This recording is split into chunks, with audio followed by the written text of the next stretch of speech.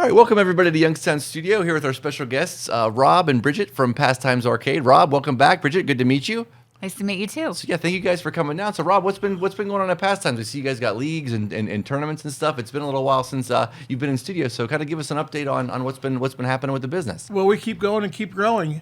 So much so that I got my wife more and more involved, and she's involved with the tournament. So that's why I brought her here today, because she can tell you better than anybody. Oh, nice.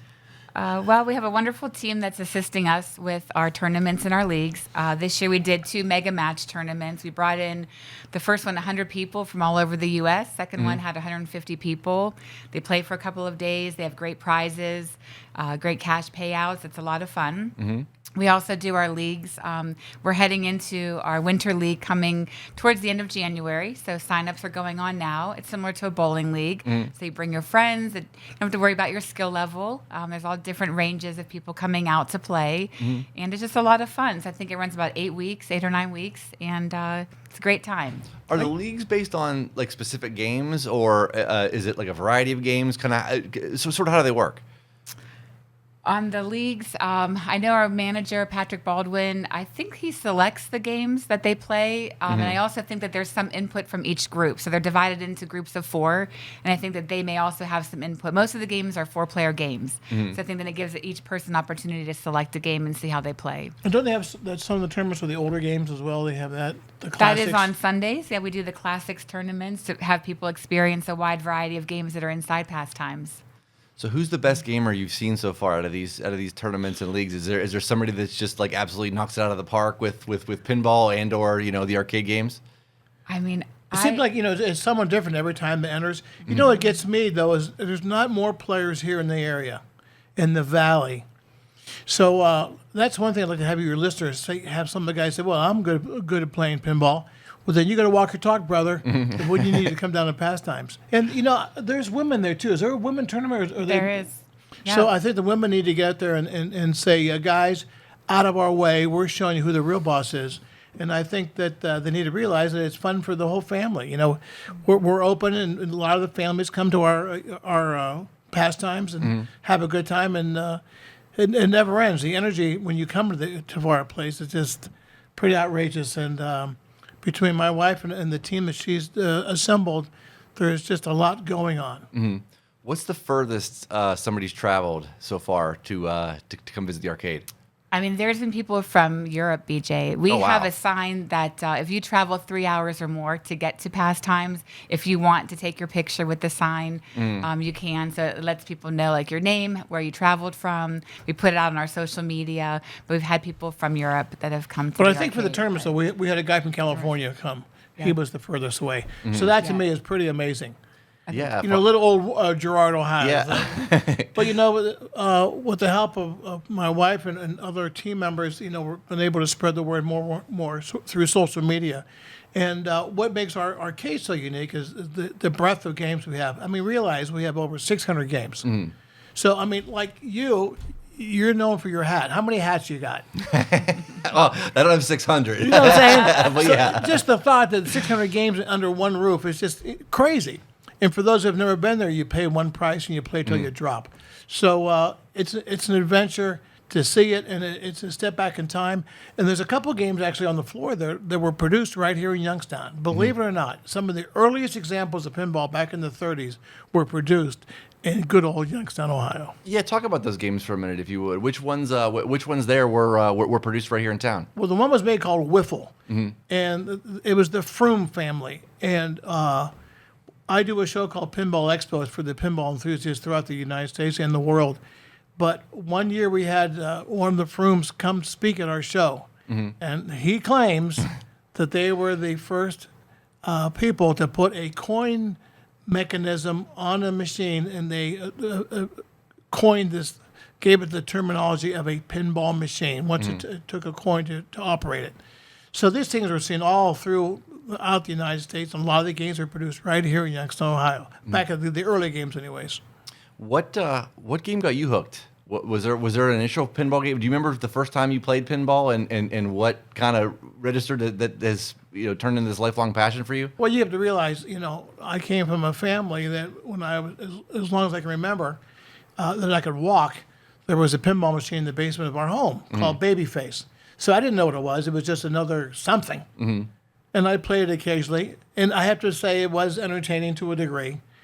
But the more I start playing machines, and mostly when I went to college, I started getting into it in the big time because we're talking about the early 70s, and there was no video games and no handheld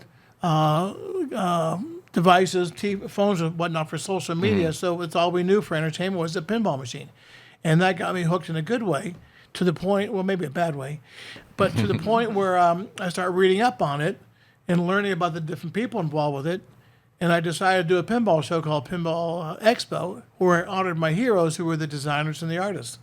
So that was kind of the beginning of it. And after the first year, people said, when's the next show? I said, there is no next show. This is a one and done. And they said, oh, no, this is too much fun. All right, I'll do one more. Well, we just had our 40th. So, my wife looks at me because she says, I don't want to do any more because she's been a big help at that show. But it's a lot of work. Yeah. We tour pinball factories. But she's met pinball people in the industry that they're really fun people, and they've been open to they've opened their hearts to the Pinball Expo, and a lot of them actually have been down to Pastimes to check it out. So it's been a really interesting adventure to say the least.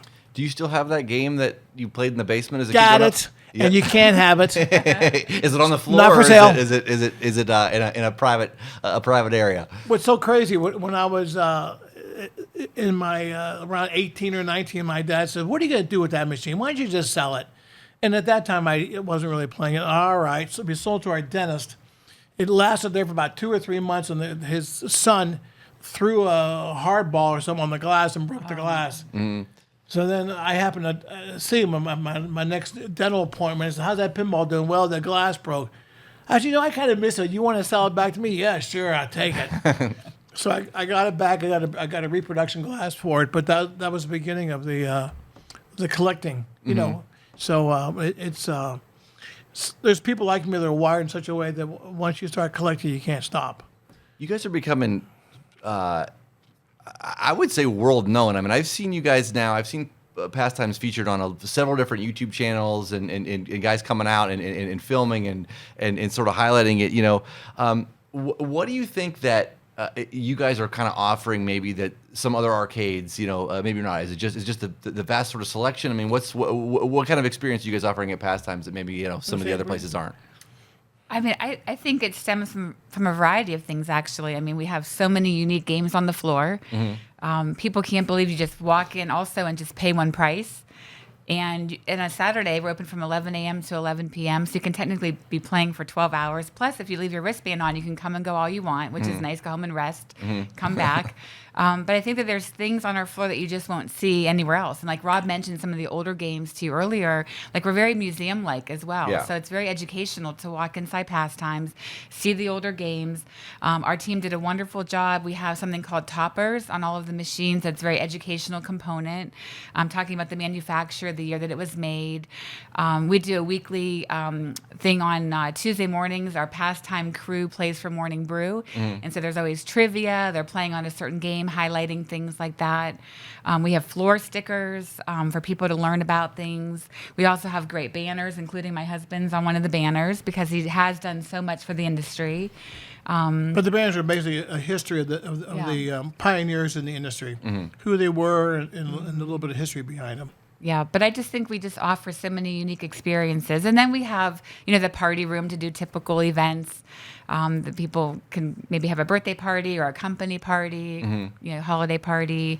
But we're just very unique, I think. A favorite part of mine is the area we call the International Aisle. Cool. That's a lot of fun. So several years ago, we got an email from a guy from Spain saying, "Hey, I want to come to Pinball Expo." And then, oh, by the way, where are you from? It was, Barcelona, was it? I believe so. So, we had travel plans to go to Barcelona. Can we meet up with you? Yeah, sure. So we went to see him. This was several months before our show started. But he said, "I want to take you to one of the big collectors in Spain." Well, he did so, and I saw games I'd never seen before because these games were made for the Spanish market only. They never were exported to the U.S. So I'm seeing all these games, and I said, "Wow, I never saw this title. Where'd you get these games? I never heard some." So we're walking like, wow. So I'm losing my mind. So after that, I came back from that deal. I said, that's it. I'm going to try to find those games and bring them to Pastimes because, we try to have a wealth of information, not only what we show people, but the different games from the different eras, from the different companies, from the different manufacturers. But we had nothing from these companies. So I brought in one container, then a second, then a third. So now we have probably close to, 40 or 60 games on the floor from Spain and Italy. Well, most recently I hooked up with a guy that was coming to the Pinball Expo from Australia. He said, we made games in Australia. I said, yeah, I heard about that one called Empire Strikes Back. I said, I wouldn't mind buying it. He said, yeah, well, I have that one. Plus, that same company made 4 other titles. I said, I never knew that. Well, one thing led to the other. My wife said, what are you buying now? So I ended up buying 4 games, or total of 5 games from this company called Hankin, based out of Australia. He said, Rob, he says, you are the only guy in America that has not only one, but all 5 titles made by this manufacturer. So, that's another perk of coming to Pastimes. Is you'll see games like these from all over the world. We got one game there from Japan, which I think is also a great game. A couple of games from Brazil. People on your listening audience say, this guy's crazy. Guys, all I can say is it's a passion that got out of control. We have a monthly newsletter, too. So in the December newsletter, we also featured the Hankin games from Australia this month as well. Encouraging people to come in and try them out. It's something unique and different. Plus, we also have video games there. So I know, BJ, you're a Pac-Man nut and Donkey Kong and Centipede and all those early I like all the old games. 80 games. Your favorite? So we have about 200 of just those coin-operated arcade games from that era. Even the first video game made, I believe. That's One of the very first, yep. Pong was the name. But it's really interesting to come to our place. So no matter if you're in the pinball world or the video game world like yourself, you can spend hours just playing. And plus you can say, oh, I remember this game. And then it just never ends. Oh, I remember that game and this game. So you'll see titles that you remember seeing back when you were in college down at Kent State University or Youngstown State. The gun games are a lot of fun, and the driving games. And there's one right up front that it just is a big hit no matter who you are, but it's the Pac-Man Smash. So it's like an air hockey, and it's really fun. I mean, you could just hear people laughing throughout the whole arcade, and it gets everybody involved. That's what I like, too, is because many of the games are multiplayer, so you can grab your family members, your friends, enjoy those games, have a little competition sometimes. Pastimes is really a family-oriented establishment. That's the one thing I want to stress today. What are your favorite games to play? Well, my favorite games are at my home. But these are titles that probably you wouldn't know these titles, but games I grew up playing, and we had some of them on the floor. The one on the floor, which is one of my more favorites, is Godzilla, because I've always been a big fan of Japanese culture. And I collect something called Ultraman. Do you know that, BJ? Ultraman? I've heard of it, yeah. But Ultraman used to be on the TV in the States back in the early 70s, but they made a pinball machine based on that license. So that's there at Pastimes, and also Godzilla, which is, to me, and again, Japanese culture. I've been a big fan of that. There's a game that I like called Whirlwind. And so I used to play over at the Boatyard on Belmont Avenue years ago, Whirlwind. It was one of my favorite games. So depending on how you scored, it would say the storm is coming, and then the fan would go on like it was a windstorm. So Rob had even surprised me after our honeymoon, and it was sitting in our condo while our house was being built. So we have that one in our basement that's been signed. Then we have another copy for Pastimes. But tell them about Hercules. That's something Well, fun. first of all, gentlemen, so the message here is happy wife, happy life. So remember that. We're going on 30 years. So anyways, I have a game at the Pastimes called Hercules. And it was made by Atari. It's the largest pinball machine ever commercially made. And they made 500 of these things. But a lot of these games end up in arcades throughout the United States, more as a conversational piece, but something to get people to come to the arcades to see the various games, but also to see the world's largest game, Hercules. So it was made as more of an experiment. But for for people that collect them, it's pretty good. Now, I happen to have one in the basement of my home, and my wife said, "You know, Happy Wife, Happy Life?" I said, "Yeah." He said, "That machine is never to leave this house because it took, I think, 4 to 6 guys to bring it down the steps. If our walls could talk. And the walls got all beat up, too, so... But we got a second one for the arcade, which is nice. So people can come in and experience Hercules. Are there any sort of white whales out there of games that you're looking for that you haven't found yet? You know, that you would like to either add to Pastimes or to your own personal collection? Yeah, so if anyone on the listing can find a game made by Stern called Dragon Fist, they will get a lifetime membership at Pastimes simply by helping me find that game. Dragon Fist by Stern. That's the last one I need for my collection. Why is it so rare, do you think? Is it just, did they not make a lot of them? Probably limited production, yeah. But, you know, these are games that made back in the 80s. So, you know, the further back we go in time, the harder it is to find these games, whether they've been used for firewood or in people's homes. Yeah, back in, we had our 1-year anniversary in June for Pastimes. But then prior to that, my oldest daughter, Riley, got together with our team, and she wanted to surprise Rob with a special recognition. So she worked with Guinness. And so he did receive the Guinness World Record for having 1,041 pinball machines that was certified last February, which is insane. But he has since surpassed that. So he definitely still has the collecting bug. Yep. That's for sure. Nice. So tell me too about you have a concessions area, and like what sort of food options do people have there when they come play, food and drink options? This is the concession manager. Well, so we have a new manager, Terrence, who has done a really great job expanding our food options. We've always had our wonderful milkshakes. So no matter what the weather's like, there's always that popularity to have a milkshake. But now we have chicken tenders and hot dogs. We've expanded to French fries, funnel cake fries, pretzel bites, mac and cheese bites. And we offer a unique selection of beverages, everything from like high noons and local beers from Birdfish and other breweries. And then we have the old-fashioned soda pops in the glass bottles. Strawberry flavored grape sodas, and then as well the Coke and root beer that you can get a float. So it's really a one-stop place. Come in and play, get hungry, thirsty, take a break. We have old-fashioned candy as well as the newer kinds as well. But it's all very unique and delicious. I didn't realize you guys had beer there now too. We do. You gotcha. Very good. So, kind of coming up, looking ahead for the next year in 2025. Any other kind of big plans on the horizon for Pastimes or even the Pinball Expo? Well, Pinball Expo, we just passed our 40th year, so we hope to keep on going. How much longer we'll go, I guess, is up to the family here, but it's been a family function from day one. But as far as Pastimes, you know, I hope to see some expansion. I've got so many games. I mean, you have to imagine when you have over 1,000 games and only 600 are on the floor, what are you going to do with the other 400? So you can either look at them forever or you can put them out there so people can enjoy them. Yeah, no, I think we didn't really know what to expect, BJ. And I think that we've had a great team of employees, many that have been with us since day one. And they're out there trying to answer people's questions, teach people how to play the games.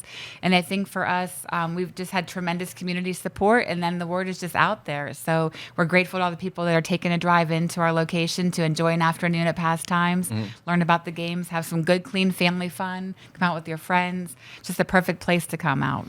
What's the most challenging part of the business? Is it just the upkeep of everything? I mean, obviously, there's so many moving parts to everything there. Yeah. You know what I mean? But what's the most challenging part? I know from my end of it, with the machines on the floor is just keeping them running. So you know you can imagine, especially on the weekend when they're running 10, 12 hours a day, whatever, it takes its toll.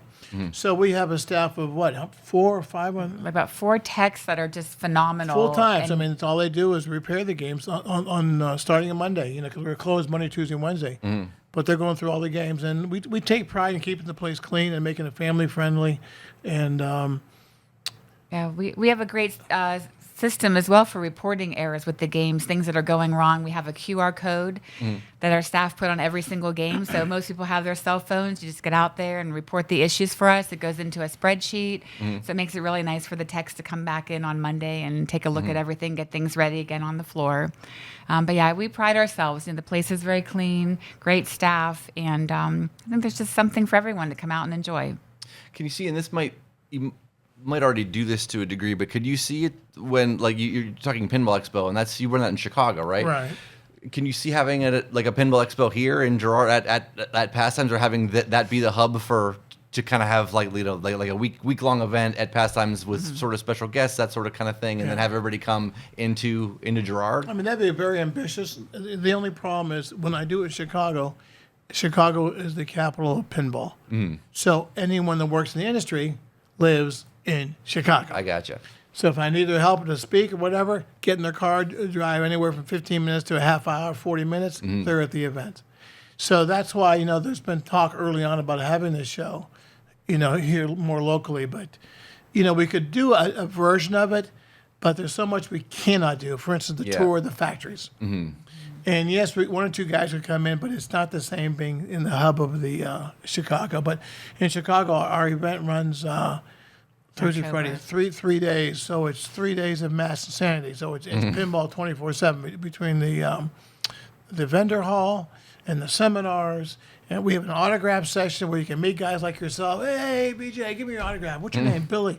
To Billy. So, it's kind of cool to get these autographs and take pictures with these guys.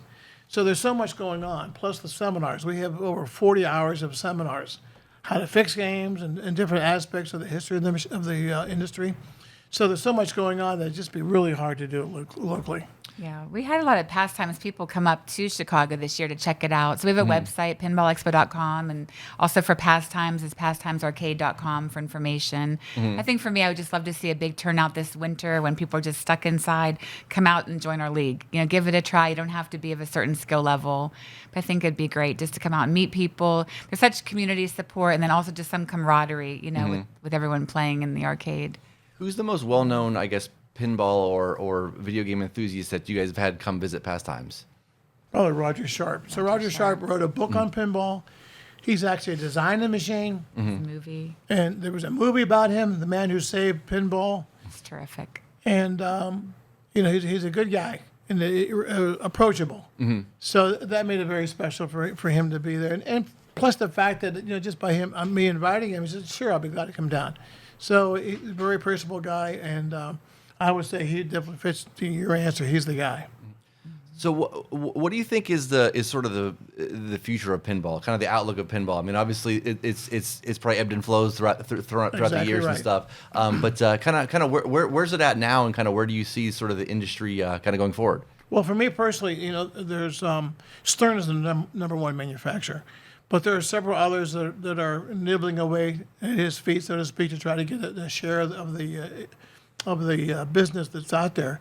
But sometimes I wonder how many of these other companies can survive when you're dealing with a giant, and they got deep pockets. And if there's a recession or whatever it may be that causes the lack of interest, or at least even for any short time of period, the guys with deep pockets can dig deep in the pockets, but the smaller companies that don't have that opportunity, they may end up folding. Rob, do you think more people are getting games for their home more than ever now versus just the art? Well, that's for sure. When this industry first came out, a lot of the games ended up in operators, and they would put these machines in bars and restaurants and collect the revenue from it. But like my wife has mentioned, more and more people are collecting machines, and to the point that. Well, we got about, 60 or so games in our basement, but we're meeting more and more people. And what's happening in the pinball hobby is you just can't stop at one. And then you got two. And then you got five. And then you have the question from the wife. It's either me or the machines. Sometimes the machines win, just so you know. But most of the times the wives win. And the husbands realize that... unless they get the wives hooked, and what's happening in some instances is the wives get into the pinball hobby, and they really dig it more than the guys do, or as much as the guys do. So all of a sudden they accept the hobby, and they can understand the passion of why you want more and so forth. What's the oddest or weirdest licensing you've ever seen for a pinball game, or the oddest theme pinball game? I think last time we highlighted one. It was Hard Bodies, I think, was one of the pinball games, where it kind of had like the bikini girls on the back art and stuff. But what's sort of the most sort of off the wall one that you've come across over the years? Well, I mean, there's a lot of machines out there that were just generic titles, but I don't know. The manufacturers stay away from oddities because the general public will walk away from it. The manufacturers love licensed products. They love rock bands. They just had a machine out not long ago, Elton John. Well, she's an Elton John fan. She said, I want that machine right now. I said, but our budget is this. I don't care. I want that game. Well, we're a distributor too, as well. So when some of the new games come out like that, people can contact us. And when Elton John came out, I had someone that loves Elton John. He said, I have to get that machine. I collected stuff and just had to have the pinball machine. But Avatar is a movie that, Avatar's that good. just recently Queen. came out. Pulp Fiction for Toy those people Story. in the movie. Toy Story. X-Men. But, you got Stern has a tremendous amount of titles that come out. Metallica. If you're into music, I think you are, young man. What's your name again? Oh yeah. But, if you're into music, there's more and more games with a music theme, music artists, because it attracts you guys. Hey, I love Metallica. I never played pinball, but I love Metallica. Let me play this game. So the manufacturers have really pushed that angle, and that's helping them sell the games, and that's helping more and more games, like my wife said, go in people's homes. That they would never buy a machine. The thing is, these games go from anywhere $8,000 to $10,000, so it's something you just can't, buy every day. Even more than that. So, I think COVID, that's people who had a machine and had something to do during that time, stuck inside your basement, stuck inside your house, gave you something to do. whether it's a boyfriend or girlfriend or whatever, make sure that your better half has everything she ever wanted, whether it's a closet full of clothes or whatever, before you say, hey, I think I'm going to buy a pinball machine. Yeah, there's a couple on my on my wish list as far as if I wanted to own a pinball. Like there's an AC/DC pinball game, which I love. Yeah. AC/DC. There's, Yeah. I love that. And then one of the old Kiss ones. I mean, I know you guys have one of those too. Like, but yeah, those old school Kiss pinball Everyone games remembers look Kiss. so cool. So what's interesting is Tommy Neiman, who's been to our show several times, but he was the guy that worked at Bally, and he was a marketing guy, and they had the idea of first it was Anne Margaret and the movie Tommy, and that was one of the very, very early attempts to market use licensing, and that was so successful. Then they went to Kiss and Kent Fantastic with Elton John and other deals, and that was the beginning of the launch of licensing, because that took pinball to a whole new level. And for one reason alone is that it brought pinball into the public mainstream, because people that normally didn't follow pinball, all of a sudden they were, because of the licensing of the games. Nice. Well, so how can folks get in touch with you? It's pastimesarcade.com, right? Yes. We're on all social media, and just come on in. We're open Thursday through Sunday. Thursday from 4 to 9, Friday from 4 to 11. Saturday's our long day, 11 to 11, and Sunday from 11 to 7.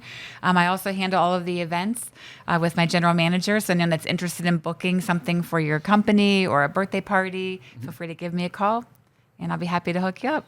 And mention you heard us here on the podcast, and Bridget will make sure you get an extra special little present.